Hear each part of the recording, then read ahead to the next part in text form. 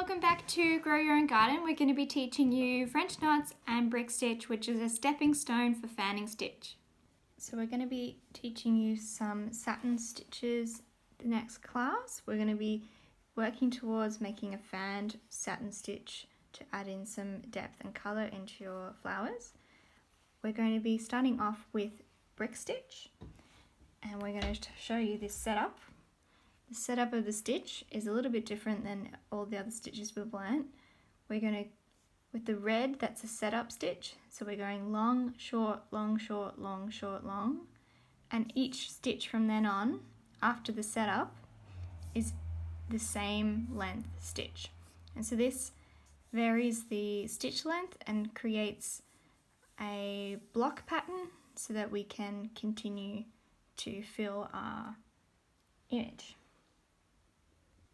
So now what we want to do is draw a small square on our fabric. We're going to practice this setup. So we're going to be doing our long stitch. I like to do this with two different colours, with the setup and the rest of the stitches for a sampler, so that you remember that the setup and the rest of the stitches are different. It's where most people get tripped up. So you want to come up halfway through the length of the stitch, because we're making that one a short one.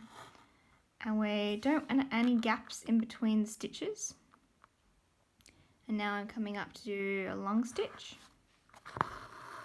And coming down to the point of the square that all of them meet, and you just continue along until you have a sufficient amount of long and short stitches for your setup.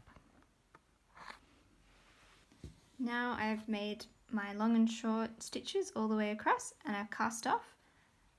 I have threaded up a new colour. And what I'm going to be doing is coming in on top of all of the short stitches first.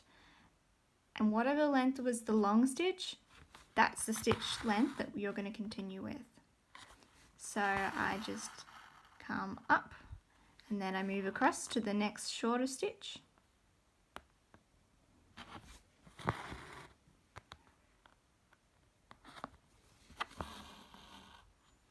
And I keep going along.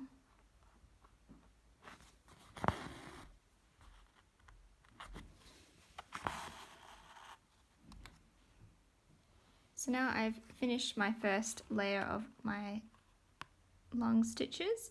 I'm going to come up and find the shorter stitches, which are our original longer stitches, and just fill those spaces in, moving across each time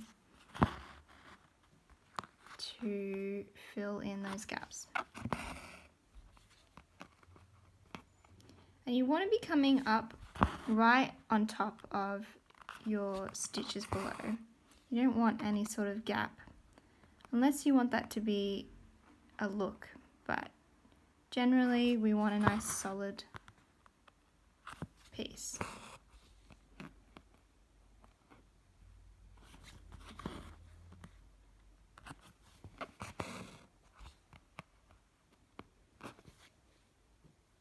And now we have it. We have all our little layers, which then if we wanted to finish off our square, we would come in and finish off those gaps with smaller stitches.